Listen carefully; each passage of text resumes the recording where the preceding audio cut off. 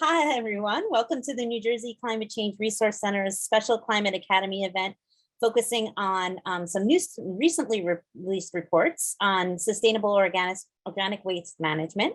My name is Carrie Ferraro from Rutgers University, and I will be the moderator for today's event.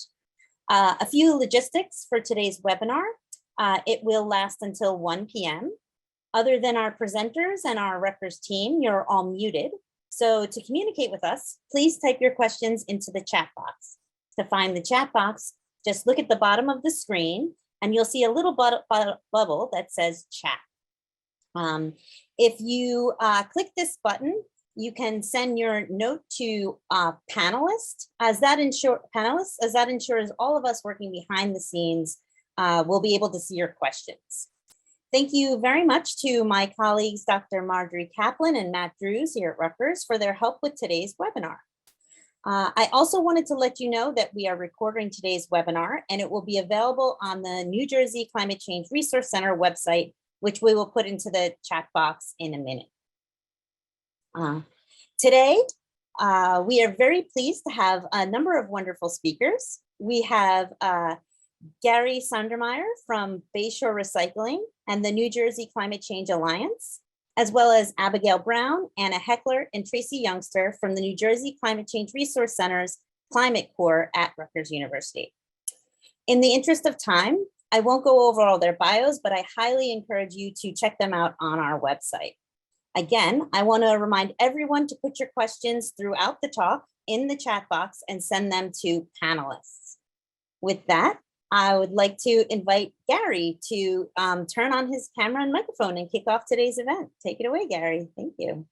Terrific, Gary. Well, thank you very much. And thanks to the Climate Academy for the wonderful opportunity to present today. And what I'll be doing for the first 20 minutes is giving an overview of work we conducted over the past year, roughly through the New Jersey Climate Change Alliance and our Organics Workgroup. And when I'm done, Tracy and Anna and Abigail will talk about and discuss a research initiative that they undertook to really advance our work to the next level of refinement, which is really important. And their report is just released today, I think, hot off the press. So very, very exciting. And then we'll sort of close with some Q&A. And more than anything today, if you're interested in this work, I want you to invite you to think about participating and just drop me a note if you're interested. We have so much left to do. We're just at the beginning. We'd love to have you involved. So let me share a screen and get started with the overview. All right. So as I said, we formed through the New Jersey Climate Change Alliance and Organics Workgroup, and we started with a steering committee, and Dr. Marjorie Kaplan was a huge member of our working group, along with representatives of the Association of New Jersey Recyclers, the New Jersey Composting Council, Sustainable Jersey, the Center for Ecotechnology, and the Department of Environmental Protection. Let me start with sort of the problem statement on food. The NRDC estimates that about 40% of all food that's grown goes to waste. Astonishing. New Jersey is the second most affluent state in the country, and median family income only behind the state of Maryland in the United States, which represents the most affluent industrialized nation on earth. 4 of our counties in New Jersey actually rank in the top 20 in terms of affluence in the United States: Morris, Hunterdon, Somerset, and Bergen. And despite this relative affluence, 11% of New Jersey's population, nearly 1 million people, and 15% of kids 18 years of age and younger are food insecure. Absolutely disgraceful, frankly, situation that must be addressed. Insult to injury, where does wasted food go? It goes to landfills. And landfills, according to US EPA, are the 3rd largest source of human-related methane emissions in the country, accounting for about 15.1% of these emissions. So our goals really were to dramatically advance food recovery systems in the state while driving food waste away from landfills and toward both small scale and large scale composting facilities. So really interesting, the state of New Jersey was the first in the country to adopt mandatory recycling 35 years ago in 1987.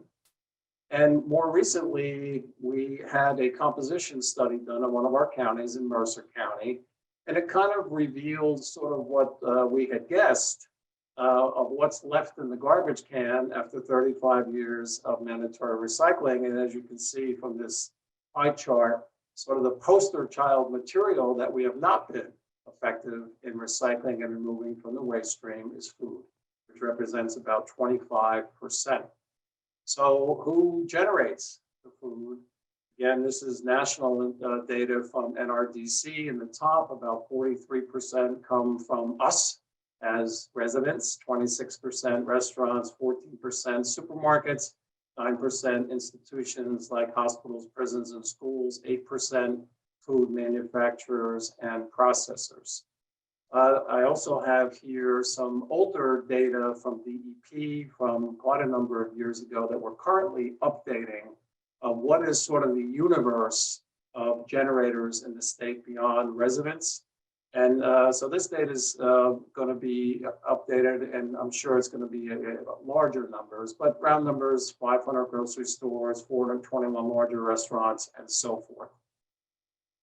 So our organics work group that we formed under the Climate Alliance, we really had an initial goal of trying to bring together and unite two pretty divergent universe of organizations that are involved in food, the food waste side and the food recovery side. And it was really fascinating because when we started to speak to the folks in the food recovery world, they really had no knowledge of the policies, the issues, the players involved in food waste, and vice versa. So very, very interesting.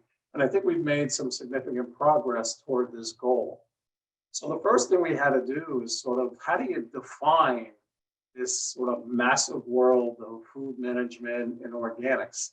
And what we came up with as sort of an organizational tool are the 5 chapters of the Book of Organics. So what we focused on was food donation, food waste management in schools, community scale composting. And what we mean by that is backyard composting, the development of community gardens, of smaller scale outdoor windrow composting facilities.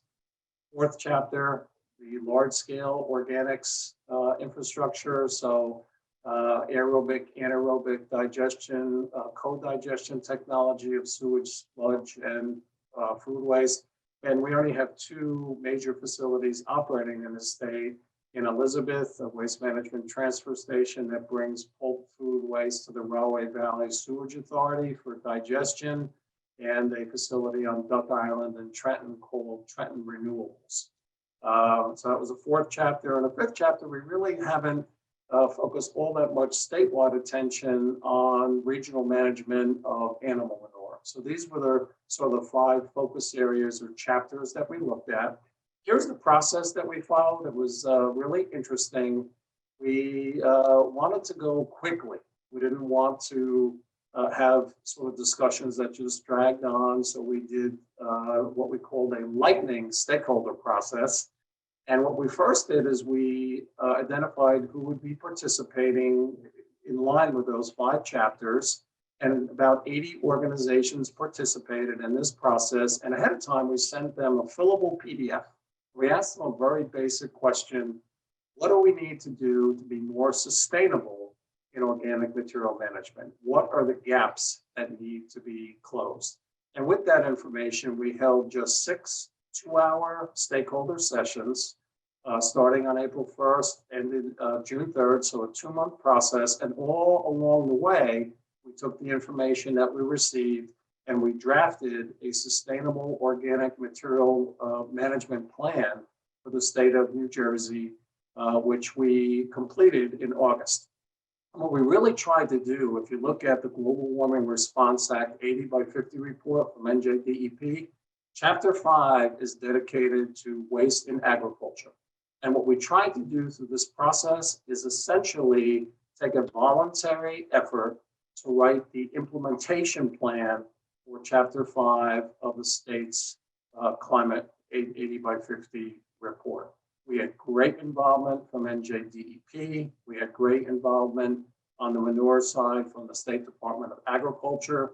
Through the process, we came up with a total of 70 recommendations, and that's way too many to try to disseminate and to work on at one time. So we did somewhat of a strategic prioritization, and we presented 17 core opportunities for action.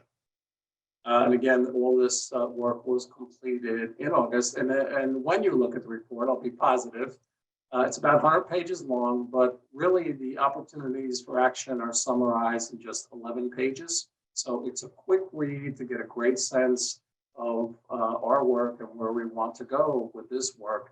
These are the 17 opportunities that we identified. I'm certainly not going to go through them in the interest of time, but I will mention just a few. One, of course, we know this from our work in recycling over the past 35 years. Your education work is never done. It's education, education, education.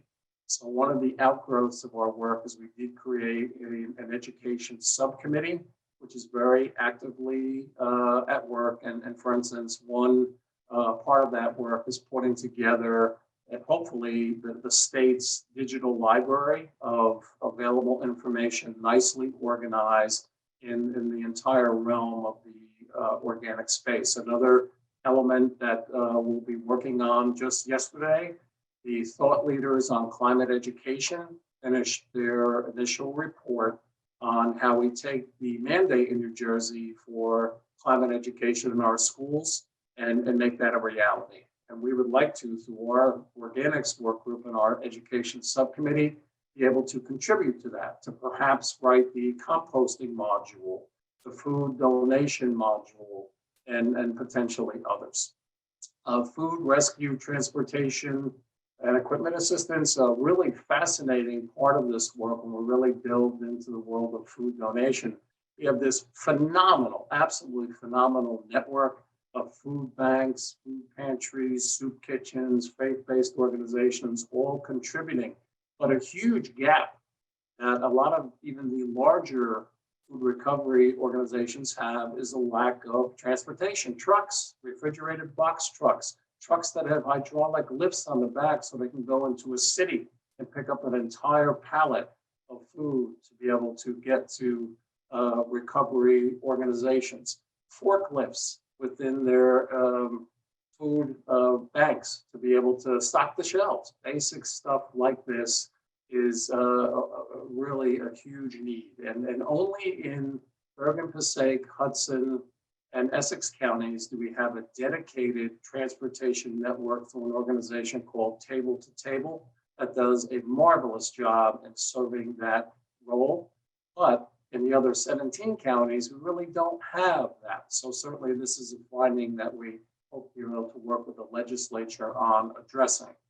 Food recovery apps, something as simple as an app in real time to be able to connect food donors with those in the food recovery world to have real-time exchange of food. So let's say a restaurant has a slow night, or even an institution has a slow day and they have a lot of excess food, they could post on this app the availability of what they have, post and come and get it. You get the point. We actually have this in the recycling world through an app called Recycle Coach, which your town probably has, that lays out all the information you need on recycling. We want to try to replicate that for real-time food management for food recovery. On-site management of food in schools. My goodness, I've done some waste audits in schools, and it is astonishing how much food, just as an example, I did a breakfast audit. The apples, oranges, bananas, yogurt, cereal boxes, milk, orange juice, not even touched by the kids, right in the garbage can. We've got to be able to collect that food. And there's a movement to expand the use of share tables so that food can be available to kids during the day.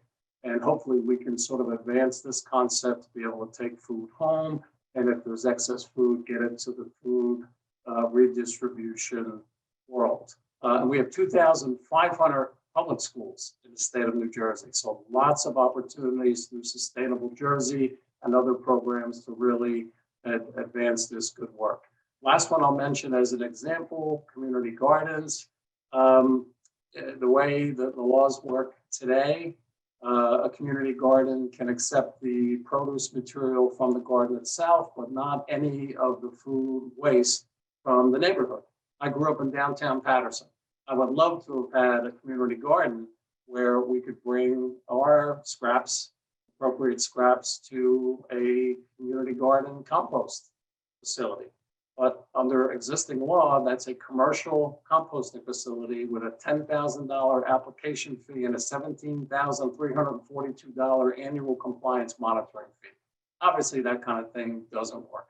So we are working with the NJDEP for exemptions in this area. So where are we now? We're trying to get the word out about our good work. So today is a wonderful opportunity. Thank you again, Carrie, for this chance. We've done about 20 significant briefings, Senate Environment Committee and Senator Bob Smith and his entire staff, Assemblyman Kennedy and the Assembly Environment Committee, the Board of Public Utilities, of course, a number of times with the Department of Environmental Protection, the business community, New Jersey Business and Industry Association, State Chamber of Commerce, Commerce and Industry Association of New Jersey, and many more. Thursday this week, we're briefing Speaker Craig Coughlin, who has been very dedicated to the food recovery world and legislation. And next Friday, a week from this Friday, I should say, we're briefing the First Lady, the Governor's Policy Office, and the senior management again at NJDEP. So we're really trying to get the word out. Regulatory reform. It's very important to achieve goals of being more sustainable. We are working with the EP in two stakeholder processes, one on smaller scale exemptions, like I mentioned, for things like community gardens, and one to implement the disposal ban legislation that went into effect in New Jersey this past October 14th. We definitely see opportunities for legislation. There's a lot of concern over liabilities for share tables, as an example, in schools in a number of states that our Blaustein team looked at in their research, have drafted legislation to sort of try to take away that concern. So schools are comfortable developing these share tables. I mentioned already transportation and equipment. Perhaps we can design some type of a small grants assistance program to really get the food recovery entities, the trucks, the hydraulic lifts, the forklifts, the stuff they need to really do the work even more efficiently and more comprehensively. And there's a piece of legislation that's actually already gone through the Assembly Environment Committee to get our 21 counties directly involved for the first time as a supplement to their statewide recycling plans to focus on food recovery planning. And we're working hard to already get moving with that work before this legislation even works through the legislature. I mentioned our education committee, which is hard at work, and we are developing more of a refined implementation plan. So my final slide is just to summarize grants that we've been able to get so far through member organizations, not through the Climate Alliance per se, but member organizations. In total, about $800,000 in grants have been obtained for some really important work, and no work more important than what's going to be discussed next, which is the grant we had received from the New Jersey State Policy Lab, which gets its funding from the State Office of the Secretary of Higher Education to basically take a number of important parts of our organics plan that we developed and take that work to the next level through research. So now at this point, I'm going to turn over presentation to Abby Brown, just an overview with Tracy and Anna, the great work that they did to advance our entire organics work plan. So take it away, Abby.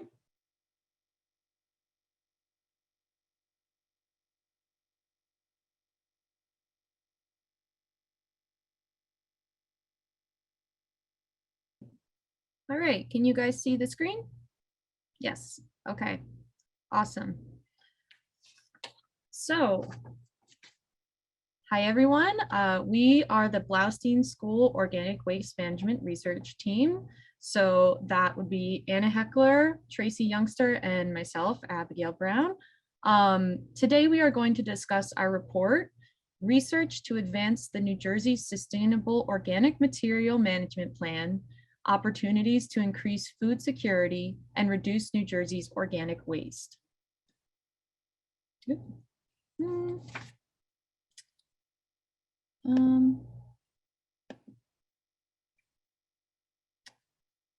there we go. Okay. Oh, all right. We would like to acknowledge our research advisors, Marjorie Kaplan, Gary Sondermeyer, and Jean Erb. And as Gary just said, our funding came from the New Jersey State Policy Lab. In August 2021, the New Jersey Climate Change Alliance Organics Workgroup published the Sustainable Organic Material Management Plan, or SOMP, which you may hear us refer to it as, which outlines 17 core opportunities for action. Based on the SOMP, the Organics Workgroup leadership identified 13 areas of further research that became the research initiatives undertaken by us, the Organics Waste Management Research Team. We continued the research conducted by the Organics Workgroup, examining policies and programs in other states to address information gaps identified during the development of the SOMP. The purpose of this research project was to investigate leading programs and policies in other states, present lessons learned, and provide information to New Jersey policymakers and program directors that can assist decision-making efforts to reduce organic waste, greenhouse gas emissions, and food insecurity. Through a review of publicly available documents and interviews with state and nonprofit organizations from over 20 states, the report highlights policies and programs that may provide further context to New Jersey around organic waste reduction and feeding those in need. This presentation and the accompanying report offer examples identified from other cities and states that may provide opportunities for action in New Jersey in a variety of areas, including state and municipal government, the healthcare sector, the nonprofit sector, the agriculture sector, the waste management sector, local school systems, and institutions of higher education. This presentation focuses on 4 of the 14 research initiatives as bolded on the slide. We added the additional research initiative, Reimagining Prison Food Systems, after it was noted as a recurring theme throughout the research.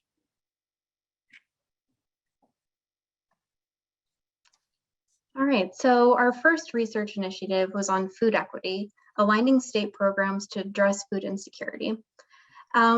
So this first research initiative focuses on addressing food equity using state programs. This is a big topic, and we did our best to approach it from several different angles. To start with just a few definitions, the University at Buffalo Global Food Equity Program defines food equity as the expansive concept that all people have the ability and opportunity to grow and to consume healthful, affordable, and culturally significant foods. Food equity requires that community stakeholders determine the policies that influence their food systems.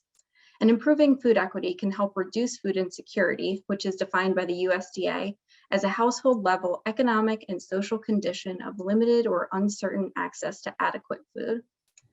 Food insecurity unequally affects low-income communities of color, and addressing food insecurity requires a multifaceted approach in which state governments can play a significant role. Food equity and insecurity are complex problems, and this section provides examples of various opinions and approaches towards how to begin to address the issue in meaningful ways that complement the work already being done by the state and associated nonprofits. Sections in this research initiative look at the problem of food equity at different scales. The first section on addressing the root causes of food inequity is the largest scale view of the problem, and proposed solutions on how to begin to tackle this systemic issue were gathered from interviews and articles. Some of these proposed solutions include adopting ideas such as a universal jobs guarantee and strengthening the local food system. Providing a jobs guarantee would ensure that anyone who wants to work can receive a livable wage. It is argued that guaranteeing income would, 1, allow people to afford food and other necessities, and 2, reduce demand on emergency food services. Many food charity volunteers and other food industry workers are themselves dependent on food charity. By reducing demand on food charity services, these organizations could focus less on emergency services and more on strengthening the food system, like through composting programs and youth development projects. The local food system can also be strengthened by supporting small and mid-scale farmers producing diverse food for local and regional markets. This could help create jobs and improve a community's ability to feed itself, and it could increase community resilience during volatile times. The next food equity section highlights examples of regional food equity plans, where we focused on the New York City Growing Food Equity Report and the North Carolina Food System Resilience Strategy. These plans include recommendations for their respective communities, including considering food equity in zoning and planning decisions, developing food waste prevention plans for schools and state agencies, creating an urban-suburban agriculture plan, helping fund advocacy networks to increase food equity, and drafting a statewide food equity plan. The final section focuses on a specific strategy for reducing food insecurity through increasing enrollment in state benefit programs. This can be done by streamlining the application processes for existing state benefit programs to reduce bureaucratic hurdles. Government anti-hunger benefit programs like SNAP and WIC can improve food access and reduce food insecurity, but many people who are eligible do not enroll. There are strategies for increasing enrollment, such as creating a one-stop website where people can be screened and submit applications for multiple programs at once. Overall, addressing food inequity is a challenging but worthwhile effort, and there are already great strides being made in New Jersey, such as through the New Jersey Food Democracy Collaborative and New Jersey's newly established Office of Food Security Advocate.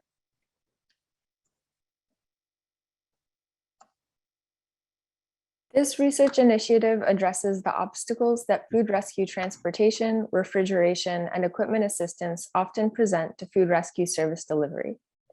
As part of our national review, we identified a few notable state examples of collaboration to facilitate food rescue. In Colorado, Boulder Food Rescue and Denver Food Rescue redistribute food locally via bike with the support of volunteers. They recently received grant funding to purchase 6 e-trikes, electric bikes with front-load cargo, so that they can further reduce the need for car transport and work towards zero emissions food rescue. They currently do not own a warehouse for food storage, but they rent refrigerator space from a local farm collective during the summer months when they rescue an abundance of produce from farmers markets. In 2020, Denver Food Rescue donated 5,000 pounds of produce and 600 pounds of food to food insecure residents of Denver. The program involves 229 gardeners across 7 zip codes. Denver Food Rescue provides a stipend to its volunteers and has started paying food recipients a small reward if they respond to customer experience and satisfaction surveys. Waste Not Orange County in California coordinates food transportation between food producing facilities like hospitals, restaurants, and other businesses, and local food pantries. To increase food donations, Waste Not OC established goals to reach specific food collection targets and engage potential new donors. Members of the Waste Not OC Coalition work with hundreds of volunteers to transport surplus food from food producing facilities. In 2018, Waste Not OC recovered 17.5 million pounds of food, which created about 14.6 million meals. Organizations may also rely on software to coordinate food rescue. The Food Rescue Alliance, a Boulder Food Rescue initiative, developed an open source food rescue logistics software, which is currently used by 13 cities. The software helps food rescue organizations manage volunteer shifts, record data, and generate receipts for donors. Producers may also divert excess food to animal feedstock or conduct needs assessments to pinpoint resource shortfalls in food rescue. AT&T Conference Center at UT Austin sent over 300,000 pounds of leftover food to local farms for use as animal feed in 2019. In New Jersey, state legislation regulates the type of food diverted to certain animals. No meat products may be fed to ruminant animals, and foods must be heat treated before being fed to swine. Several grant opportunities are available to facilitate food rescue, transportation, and equipment. Gannett Foundation's Community Thrives Initiative, USDA microgrants, and Ideal Small Grants fund gaps in food and nutrition security programming.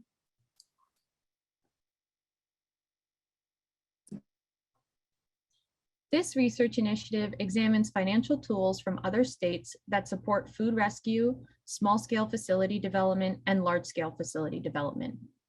We focused on both small and large-scale facility development because other research initiatives presented opportunities in both areas, ranging from examples of local-level composting programs to statewide anaerobic digestion systems.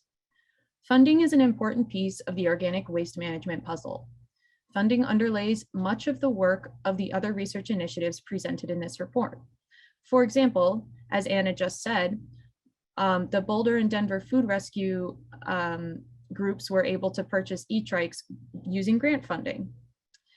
This section largely consists of a literature review of reports from Harvard, the Center for Ecotechnology, and the NRDC. Example food waste related funding mechanisms discussed in the report are tax credits, state and county grant programs, bonds, trust funds, rebates, technical assistance programs, fees, pay-as-you-throw programs, public-private partnerships, and national programs. An example program discussed in the report is the Philadelphia Sustainable Business Tax Credit. Companies must show current certification of being a B Corp or submit evidence that the business they conduct is in a sustainable manner to receive the credit. One big question that came out of this research was whether to consider using existing funding or create a new funding source. While existing funding can be challenging to obtain because it already has set parameters, creating a new funding source can be even more difficult because it involves gathering a group of stakeholders and passing a law to designate the funding. In this section, we did a deep dive into the California Cap and Trade program and some of the projects it funds that parallel other research initiatives in this report, like manure management strategies. New Jersey recently rejoined the Regional Greenhouse Gas Initiative, which is a 12-state cap and trade program. New Jersey outlined 4 main initiatives for the funds from the Regional Greenhouse Gas Initiative for 2020 through 2022. None specifically relate to organic waste, but there is an opportunity to potentially access these funds because they have not yet specified their intentions past 2022. Overall, there are many different potential funding structures from around the country that could be emulated in New Jersey to provide funds in the organic waste sector. All right, so the final research initiative that we're going to talk about today is organics education and outreach. Organics education is needed to help residents, schools, and businesses create new habits and learn best practices for organic waste reduction and diversion from landfills. The sections we included in this report are education for businesses and institutions that are regulated under statewide organic waste bans, education for K-12 and higher education institutions, and education for food packaging date labels. So organic waste ban education is needed for states that have enacted organic waste bans. Several states, which now includes New Jersey, ban large waste generators from sending organic waste to landfills, and they are required to either reduce the organic waste, manage it on site, or send it to an authorized processing facility. These states often contract out education and technical assistance to professional organizations so that the state regulatory agencies can focus on regulating their waste bans. For K-12 schools and higher education, there are really great opportunities to not only manage organic waste on site, but to incorporate composting and gardening into the curriculum to help change habits of younger generations. Vermont has a universal recycling law, which requires everybody, including K-12 schools, to keep recyclables and food waste out of landfills. Because of this law, they have really great resources available for how schools can reduce food waste, compost on site, and donate excess edible food. Then there's a lunch out of landfills program in Maryland that mobilizes K-12 students as solutionists to reduce food waste in schools. And then at the college level, Cornell Cooperative Extension has a master composter training program that teaches college students and the general public about composting, and trainees are required to volunteer in their communities. North Carolina State University has a new compost facility and research cooperative, which aims to run a closed loop organic waste management system. This program also hosts internship opportunities, offers tours to classes, and integrates faculty and graduate student research. The final section is on food packaging date label education. There are misunderstandings of date labels, which leads to confusion about, what food is safe to eat and when it needs to be thrown out. So these educational campaigns are needed for what date labels mean and how to properly store food to prolong the shelf life. There's momentum at both the state and the national level. There's a 2021 Food Date Labeling Act to standardize date labels and to provide education on the labeling system, which could help reduce food waste. And while different educational strategies are needed for each sector, there are a few general principles that are important. And some of those include providing clearly written and easy to access guidelines, making sure that waste reduction and management strategies being taught are both financially and logistically practical, and providing ongoing assistance after program implementation to ensure programs can get help if they run into any problems along the way.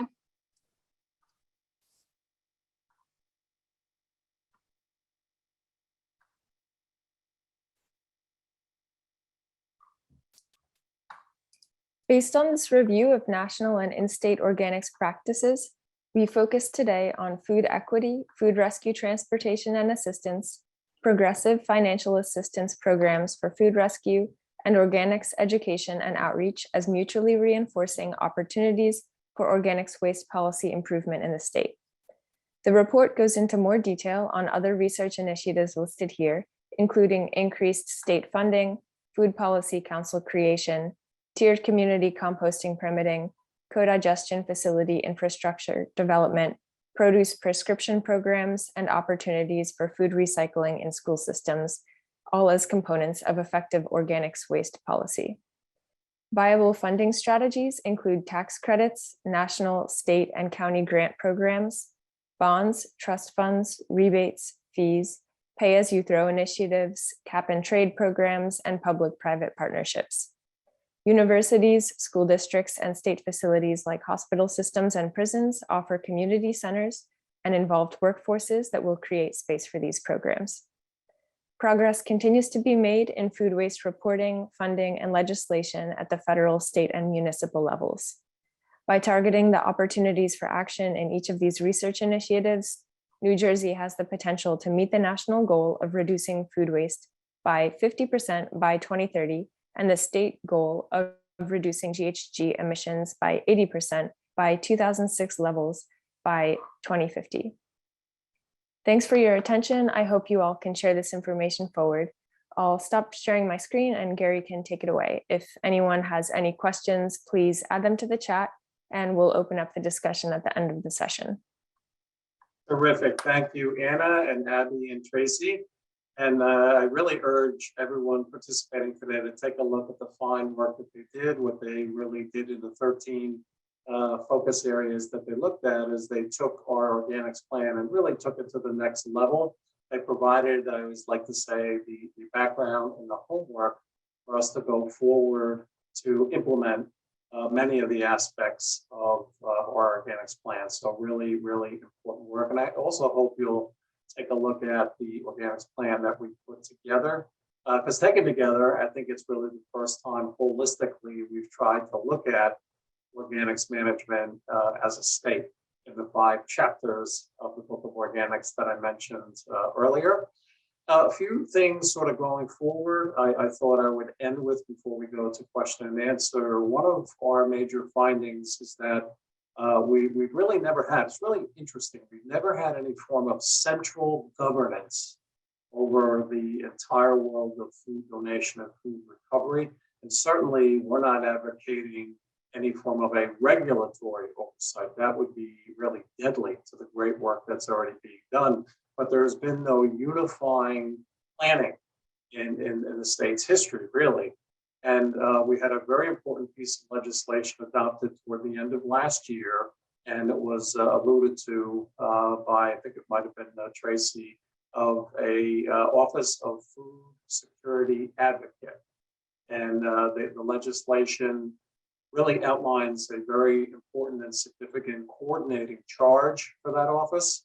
And in the lame duck session, and it was just in, I guess, January 19th, I think, there was an amendment that moved this office, which is yet to be stood up, to be in but not of, meaning it's an independent office, but within the realm of the Department of Agriculture. And we are very excited about that office being stood up.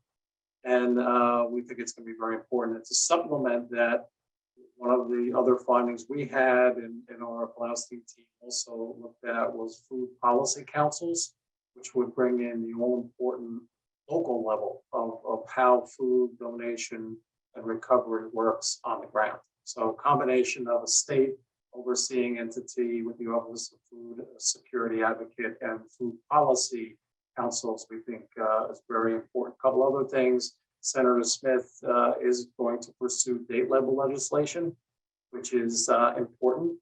And I think Anna at the end mentioned we have the national goal of reducing food waste by 50% by 2030.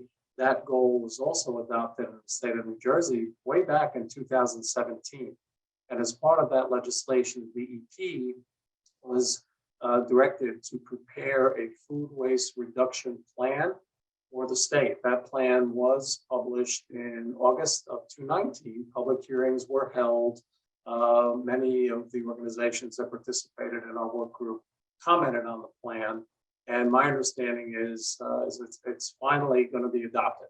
So it's another, I think, important element to have sort of a state plan that our work has sought to supplement. So I think with that, and the last thing maybe I should also mention, I mentioned counties and that piece of legislation that would bring the counties into the world of food recovery. They've never worked in that space before. And if you followed solid waste and recycling history, it really is a delegated function to the 21 counties, which all have recycling and waste management master plans. So it does make sense to involve our counties, and we're actively trying to get that work moving. So let me stop there, Marge, and we'd be happy to address any questions that we can. You guys are amazing because you're just so amazing for your work, but you're also completely on time, which is remarkable. We've gotten some questions, and so I'm going to get started with some of the questions we've gotten in the chat. So Gary, I think this might be for you to sort of kick it off. But Callie Alexander asks, has there been an economic analysis done for the plan, and has a carbon footprint analysis been done? Yeah, and Carrie, great questions, and the answer is no, as of yet.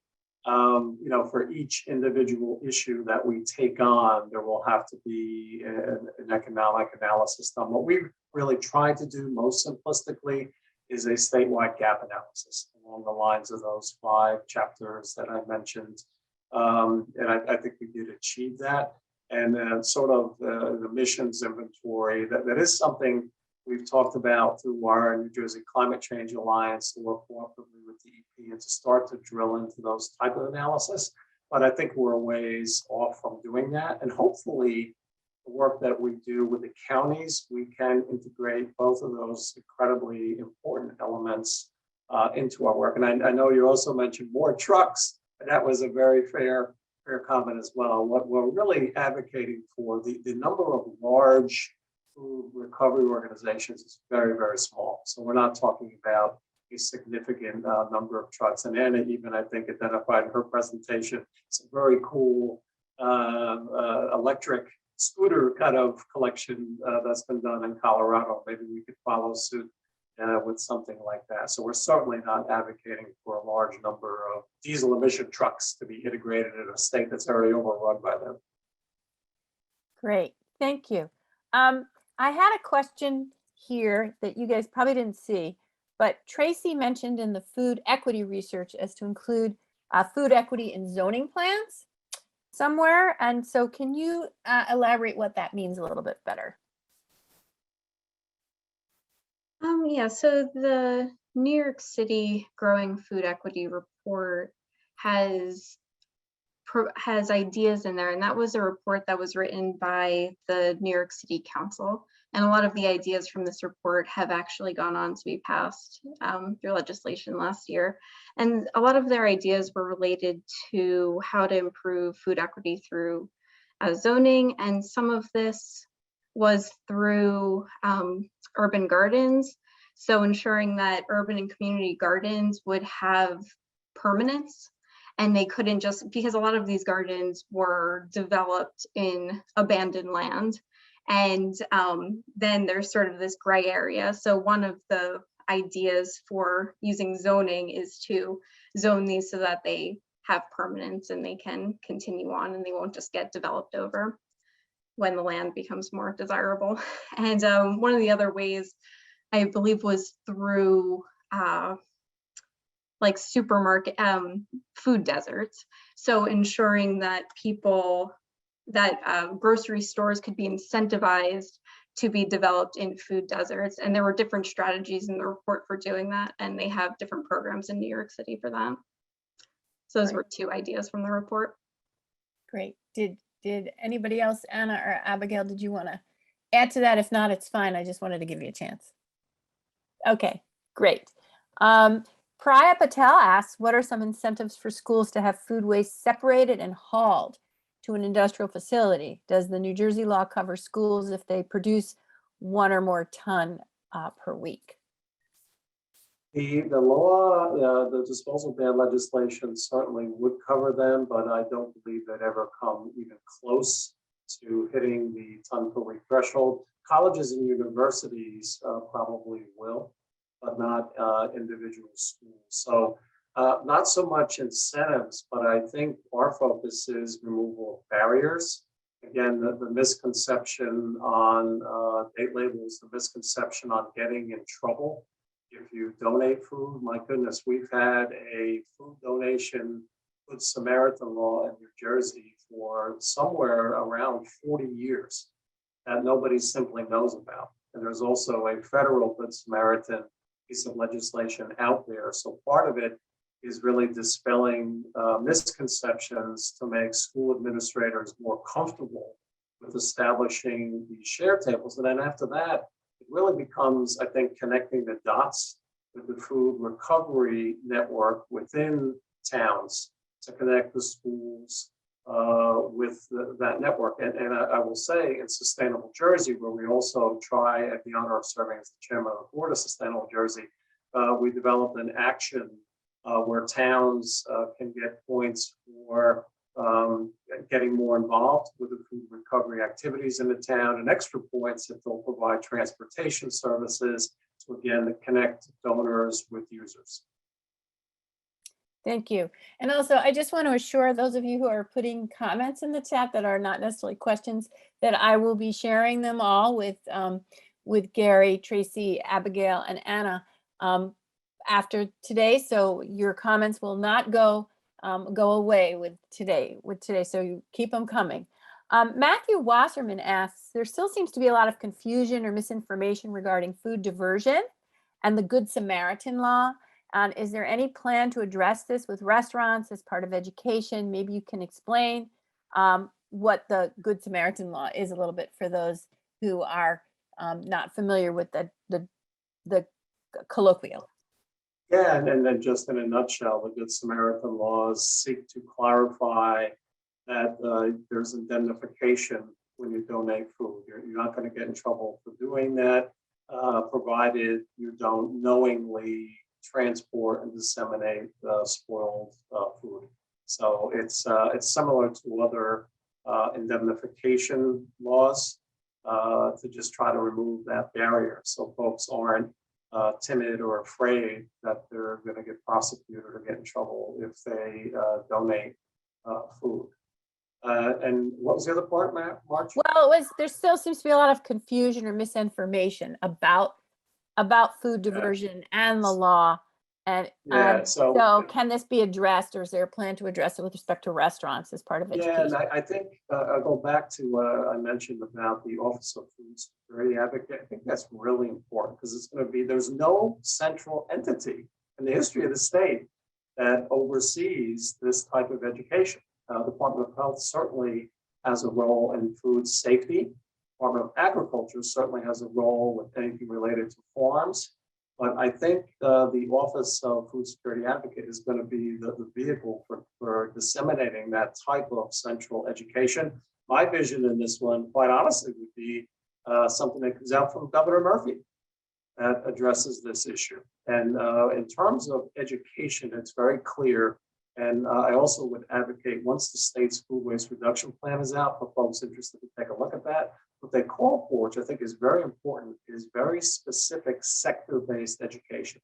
So very, very simple, descriptive education tools that would go to supermarkets, to food processors, to restaurants, to institutions. At this point, frankly, we have a piece of disposal ban legislation that's in effect for about 4 months now, and there's nothing out as yet that tells folks how to calculate whether they're under the law or not. There's no guidance on how do I calculate how much food do I generate? Am I above or below that ton? So we have a lot of work to do, and I think the education piece is absolutely critical. Also, just a quick plug for our report. We do have a section in the report that compares federal and state policies for liability protections, and it goes over different possibilities that go beyond what New Jersey currently does. So there are other options laid out in our report. Tracy, which research initiative is that? Do you know? I should know that off the top of my head. That's I think okay. it might be 10. Okay. Yeah. Well, we have a couple questions here that sort of, they're very interesting relationships. So, of course, one of our old friends, Dr. Michael Alcott, asks, most of the efforts discussed today are intended to reduce food waste. However, food waste processors like anaerobic digestion facilities would seem to want more, not less food waste, which could enable increased production of methane. So do you see a conflict here? And if so, how to best resolve this conflict?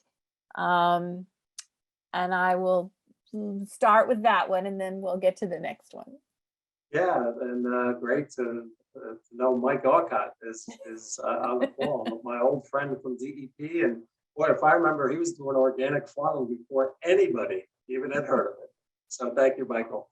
Certainly, there's so much generation of food waste, and that I don't think there's any direct conflict there. We even calculated, and Anna and I worked on this part of their research, that if you look at what the state estimates as food waste generation, we probably have the capacity to develop 9 additional 500-ton per day anaerobic digestion facilities. It's that big a gap. So certainly as time goes on, as a function of good planning, we'll try to estimate what is achievable in terms of food donation and reduction, and then have a better sense of what infrastructure we need. And certainly the disposal ban legislation, the whole point of that was we had a mantra with the Association of Recyclers, legislators, if you pass it, they will build it. I mean, the bottom line is we don't have capacity in the state. We have 2 facilities and they're significant, but we need so much more. So hopefully we can, in working through the counties and through the private sector, we can entice them to come to site facilities in New Jersey and develop the technology we need. And the last thing I'll mention, that the really exciting opportunity is what's being done through the transfer station that Waste Management owns in Elizabeth, and bringing pulped food waste to the Rahway Valley Sewage Authority. It's an existing piece of environmental infrastructure that's been capitalized, so it's paid for, and all they're doing is making better use of an existing digester to create renewable natural gas. So hopefully we can get the state to do further analysis of that for other opportunities with other authorities in the state. Great. So this is sort of a related question. Are there current successful models within New Jersey which combine combating food security and organic waste management? I think the answer is yes. And we have a long way further to go in this research, but I'll mention specifically one organization. And I noticed that Janine Cava is part of the discussion today, and Janine has organized a phenomenal organization called the Democracy Collaborative out of Stockton University. And from her good work, I became aware of an organization, a nonprofit in the Camden area, Roots to Prevention, which has developed some really progressive success story example of working with virtual hospital. And we think that's a sort of a wonderful opportunity to sort of team local food organizations like gardens with the healthcare community and vouchers that can be generated and so forth. It's a wonderful opportunity. We also, Marjorie and I recently we're working with a group of clinicians for climate action, which are healthcare professionals, doctors, nurses, medical students that are working to address climate through an organization. New Jersey has a chapter to try to do great work to advance what the healthcare community can do in touching and working directly with their host and neighboring communities. Great. I think maybe we have time for one more question. And I guess the quick question would be, what are your thoughts on private companies that collect compost materials within neighborhoods? Would this be a practical solution for municipal or state governments to take on? Yeah, and personally, I really love the local solution. I think all things should start local. So local food policy councils, bringing in private, the term of art to use are micro haulers. And these are smaller companies that come in with subscription services usually, where they'll drop off a 5-gallon bucket, and they'll do a collection, you separate your food and they bring it somewhere. Unfortunately, our limitations so far is we don't have enough places in state to bring it. So a lot of this material, particularly in North Jersey, there's some great organizations. One is Green Bucket, one is Community Compost. They do these subscription programs in Hoboken and other cities in North Jersey, towns in North Jersey, but they have to bring the stuff to the Hudson Valley, to a compost facility, because our regulations are so tough that it's really hard to get any facilities developed. So I do think the local companies are extremely important. And I'll say one final thing, Marge, if I can. Right now, under existing law, towns take advantage of an exemption. It's called a convenience center, and they can develop municipal drop-off programs, for instance, at your DPW yard, where folks on the weekend can drop off separated food waste, and the town can go out to bid and try to get services to collect that food and bring it to a compost facility. So there are opportunities now, and I'm working with a number of towns, Westfield in particular. Ridgewood has done tremendous work. Lambertville has done a lot of work historically in this area to get more municipal involvement in food separation and recovery.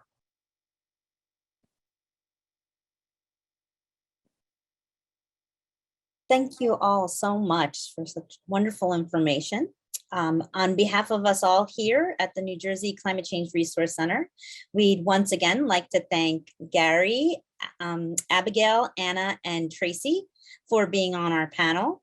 I'd also like to thank Dr. Marjorie Kaplan and Matt Drews again for helping make this webinar possible. And we hope that you will all join us for our next Climate Academy event. Please check out our website for an announcement, or if you've subscribed, and check out your inbox. And that includes today's event. And thank you again for attending.